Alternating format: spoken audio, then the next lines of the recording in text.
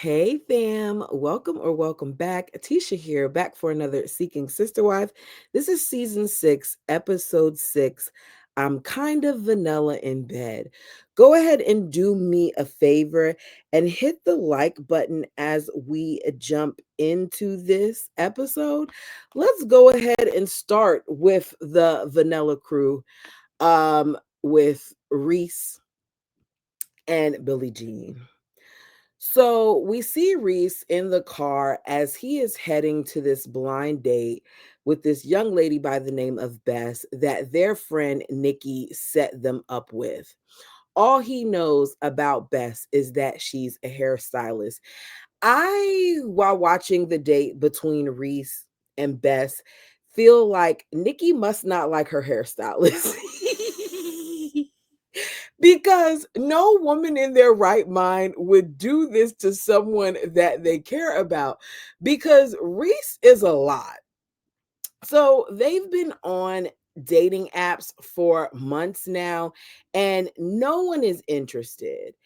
And at this point, he's excited because this is his first time actually getting a little bit of action.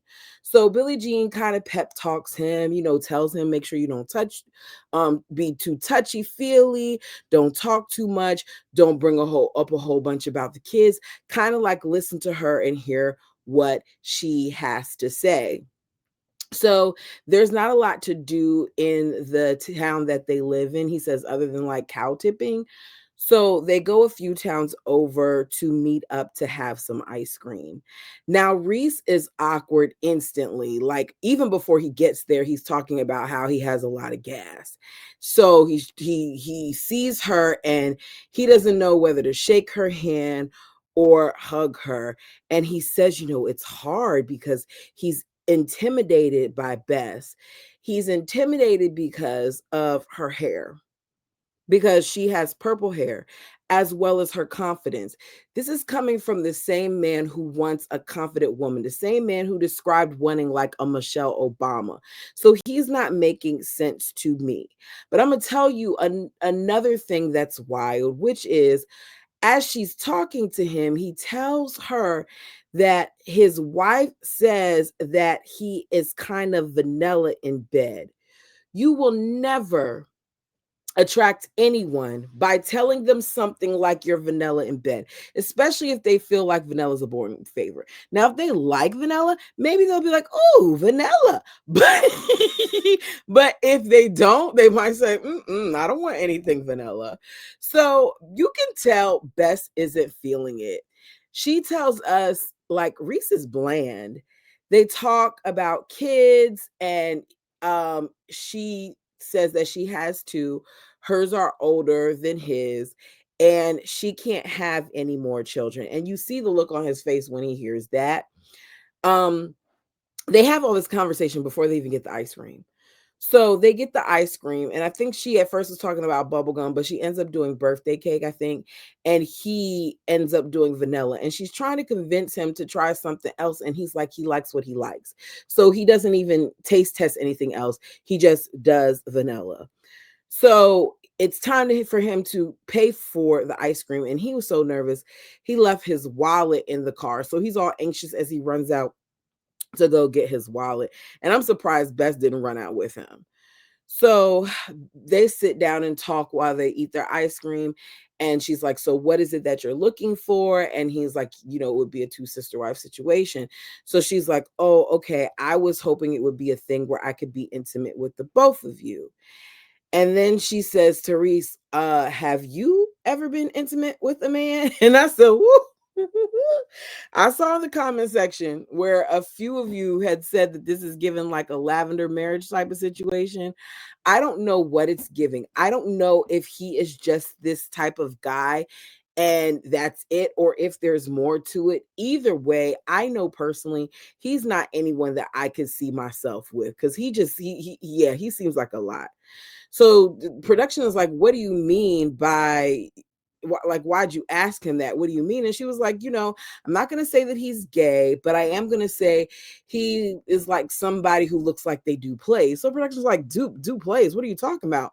So she's like, "Because he's flamboyant. Like he's flamboyant." So they eat. she lets him down, like right while they're eating ice cream, and tells him that she doesn't feel like this is going to work. She wants fun. And he seems like a lot of work. Well, she said she wants fun, not work. What I heard was he seems like a lot of work. And I said, girl, I understand you, because watching him talk and taking notes off of what he's saying, that feels like a lot of work. So they shake hands and she can't get out of there fast enough. I mean, to the point where he was still eating his ice cream and she had already left. So that's the end of them. Let's see who's next on this, and we'll just go with them. Okay, they're not up here this season. Oh, no, I don't want to talk about them yet. I want to save them for last. I lied. Let's go with who's at the top of my notes next. Okay, that's the Davis family. Let me find them on the slide. Okay. So April, Jennifer, and Teresa head to do a boudoir. I always say that word right. Wrong. A boudoir shoot for Nick. So they're gonna be looking nice in their lingerie. Now, Teresa's the one who came up with the idea of them doing something like this, maybe a calendar idea or something like that, to give to Nick.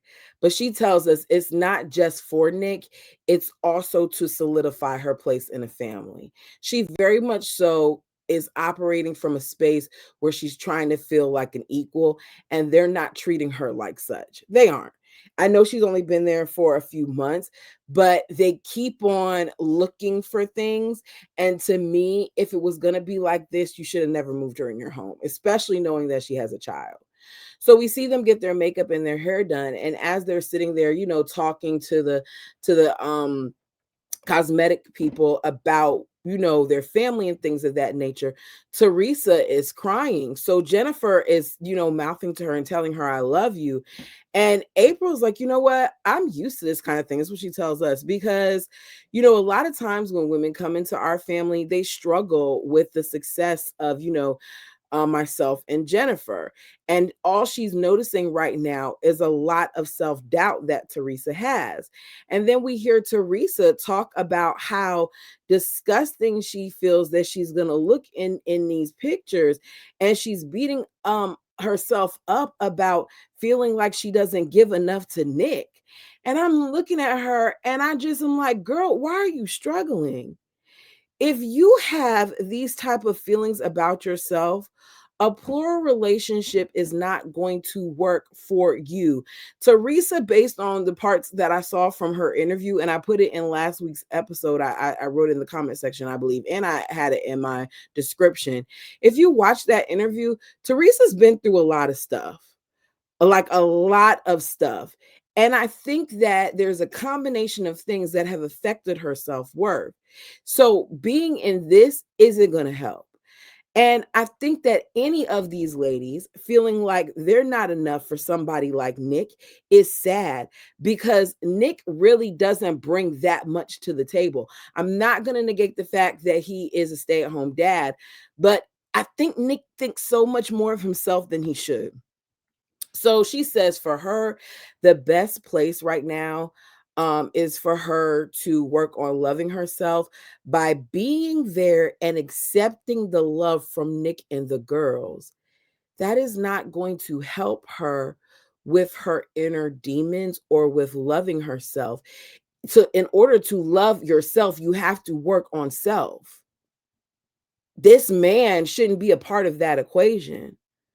Teresa says when she loves herself more, she can love Nick more than anything in this world. Why is she seeing him so desperate up here? I don't like it. I don't. So April tells us that she sees the red flags, so she wants them to take it slow. She doesn't want another situation like what they had with Danielle. While they're doing all of this and it's all this deep talk, Nick is at home with his daughter. They're painting and things of that nature, and he's talking a hole in her head about thermodynamics. I actually don't think he explained everything correctly, but it's been a long time, so if you know, put it down below. It's a whole bunch of science talk, but she does get something from it. So he's a pimp, but he is a pimp that is trying to educate his father. I just hope he's his daughter. My bad. I just hope that he's educating her the right way. All right, let's go ahead and talk about the Johnson couple. Y'all, I don't normally say this about people, but Matthew and Angelica are some weirdos. It's something off about them, and I cannot put my finger on it. Now, a few of you all have said in the comment section that you guys think that something's going on with Angelica and Chené, and y'all might be right because this isn't adding up for me. So, what we find out is that it's been a month since Angelica has seen Chené. They have texts here and there, but not to the level where they normally interact with each other. Now, Angelica tells us that she feels guilty about things, that she didn't want to meet up with Marilyn. I believe that was her name, the other lady that they went on the date with. And she feels guilty about it to the point where she wants to tell Chené, but she's also trying not to get in the middle of things. So they meet up for drinks and to catch up. They hug and she sits down.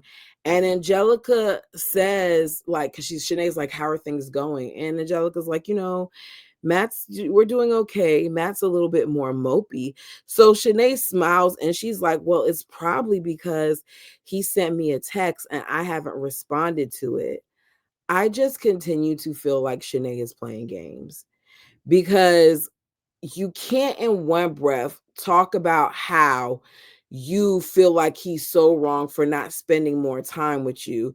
And then in that same breath, you've already openly admitted to having relations with this other guy. And then you expect him to go above and beyond for you, like he doesn't have a wife and kids at home, and like y'all don't stay an hour away from each other. And like you didn't create this dynamic for a while because it's been 3 years, words out of your own mouth. So she reads the message, and basically the message talks about how Matthew loves her and how it feels weird to open up himself to her because it's not something that he's used to doing, how he doesn't want to hurt her because it's all that he does is hurt the people that he cares about. He doesn't want to lose her. He wants her forever. As she was reading, I just heard the violin playing in the background. Oh, that's a horrible violin sound. Y'all think of a violin sound and play it in your ear. That's all I heard because it sounds like something that we've heard people say over and over again. Like, I don't want to lose you, baby, please. I don't want to hurt you. I'm this way because I'm afraid I'm going to hurt you and I'm not used to being, open. You've been with this woman for 3 years. Why are you struggling to open up to her after 3 years? It seems to me like he isn't in it for the right reasons. I think a lot of these men just want to enjoy the pleasures of being with multiple women. So it's been 3 years, and she says he's never been this vulnerable before. That didn't even seem that vulnerable to me, because how much more would it have meant if he left a voice message or something like that saying it rather than a text? Now she wants more. She says she didn't respond because she didn't really know what to say and because she wants a grand gesture. She's like, he's text that, and then I didn't hear anything else after it. Well, I got to be devil's advocate here, Chené. You could have responded something. You could have loved it. You could have said thank you. You could have said I got to think about that, or I don't know what to say to that, or something. But you enjoy also this cat and mouse game that y'all play. That's my opinion. Y'all tell me what you think. So Chené says she doesn't know what she wants, but she also doesn't want to hear from him that he's going to be exploring other people. She doesn't know if she can handle that. She doesn't even know if she could be Angelica's friend if she were to hear that. Now, Angelica feels stuck in the middle because her words, she loves the both of them. She says Matthew is forever, but she loves the both of them on the same level. You are married to this man and have 2 children with him, and you've known him for all these years. You have known this other woman for a little over 3 years. You are what? Sisters, as y'all keep calling yourselves. It's not adding up. Like, Angelica, do you want Chené? Because this isn't giving friends, girl. This is giving something else. So it's a new day, and because the date with Marilyn didn't go well. Now he's ready to try to get things back on course with Chené. So he asked Chené if she'll go out on a date with him. She agreed. He then talked to his boss about rearranging his schedule, and now he's going to have every other weekend off, and his intent is to spend that with Chené. So he has his flowers and he's wearing his black suit with his purple shirt. And Angelica is giving him a pet talk. And she's like, "Thank you for this. Thank you for this." I said, "What? Like, what are we doing here? Because y'all can be friends without him. If that's what you're really looking for is companionship. But it's giving something else." So he says if Chené doesn't show up, because he goes to the place and he's waiting for her, and then they end the episode. But we already know based on the previews that she's going to show up because we see them talking next week. TLC, that was done to show us that clip. Anyways, so he says if Chené doesn't show up, Angelica is going to be devastated.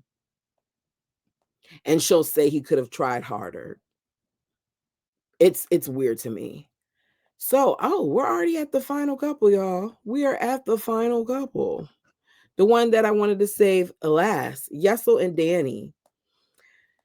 As a reminder, Jackie is currently dating the two of them.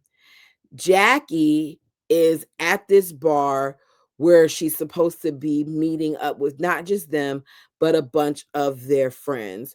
So she was, when the episode ended, she was talking to Leah, which is his son's mother, one of his son's moms, the one that's close to Danny.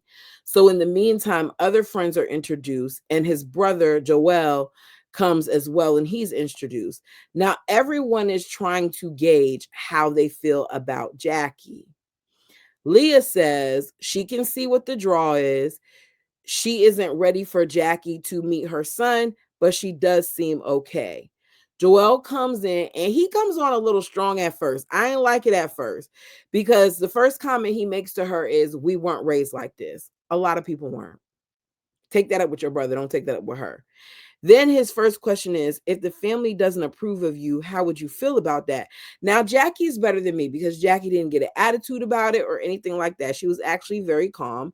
And Jackie says, I would be upset, but I would hope that over time we would be able to work things out and it wouldn't be as awkward. And Joelle likes the fact that she didn't just say it would be whatever, and that, she would want to try to work things out with the family as well. But he is still cautious because he doesn't want things to be messed up with his brother and sister-in-law. So I'm just watching that they keep having this lady meet all these people. And as she's preparing to leave and Yessel's going to walk her out, he says that he would love to kiss her right then and there, but he knows that he can't do that right now in front of Danny. It would be a problem. And I said, so do you mean to tell me that they're introducing her to their people and they haven't even kissed yet? Or is it that you want us to believe you haven't kissed yet? I would not be surprised if this man and Jackie have met outside of Danny. Just something about them. They seem a little bit too comfortable with each other at times. So Yessel is walking on eggshells. How did my snow goats go all the way? He's walking on eggshells because, where are my notes? Y'all know I don't edit. Ooh, where is it? Because he wants to do more, but he knows she's going to have an issue with it. So it's a new day, and we see him packing for his job that we know nothing about. Like he's literally leaving that day. Danny is nervous about him leaving, but she feels better about it because she now has Jackie. I don't understand what Jackie's supposed to do in this situation. Why does she need Jackie so much if she also has Leah, who would come around because his brothers are still at that house? Now, Danny is nervous about how it will work with him not being there because she feels like Yesel is like the bridge between the two of them. But I thought Danny was supposed to be the conductor and running things. So how did that shift like that? So they call Jackie on FaceTime to say bye and to make sure that they keep in touch. Danny knows that when he leaves, it's going to be she's gonna have to work hard not to go in her normal mode, which is for her where she just focuses on her work and making sure things run at smoothly at the house. So he tells her while he's gone, oh, they say goodbye. I wouldn't be surprised that after he got off that phone, he went and met up with Jackie at her house to give her a hug goodbye. I don't know why, because didn't you already tell her goodbye? I'm lost. Anyways, so he tells her that while he's gone, he would like for Danny to go out with Jackie and the kids' conversation needs to come up. He says he would like to have more kids if she'll change her mind. And the moment he said it, I cringed because you clearly don't care about your wife. She has already established that you cannot have any more children. She has even cried about it. I get it, and I'm not even married to the woman. There may be complications that she'll have from having another kid. This isn't just about the fact that she's afraid she'll have another boy. It sounds like there's something deeper than that. So it is extremely insensitive of him to continue to ask that question when she's already said on more than one occasion why it is that she does not want that. But I feel like part of the problem is Yessel isn't concerned about Danny's well being. He's not even concerned about her having companionship. I think Yessel's primary motivation is to make sure that he can have actual relations with other women and not get in trouble for it. So Yessel says he likes Jackie and he feels like they're getting closer each day. Is Danny a part of these conversations? Because Danny doesn't seem to feel like she's getting a whole bunch closer, but I digress. And he's worried that it will all blow up while he's gone. He tells her to keep in mind that they can lose Jackie over this. So you're more concerned about losing Jackie, who you just met, than making sure that your wife is happy. Danny, you don't want this. You don't. And you're not meant for this. That is all I have. I don't have anything else. You guys like the video as it helps the channel. Let me know what you thought overall of this. Like, how are we feeling about this episode? How do we feel about Yessel? I think that he's a jerk and he's a weasel. I really do. But tell me your thoughts down below. Thank you guys for so much for watching. Get your words together, girl. Until next time. Peace.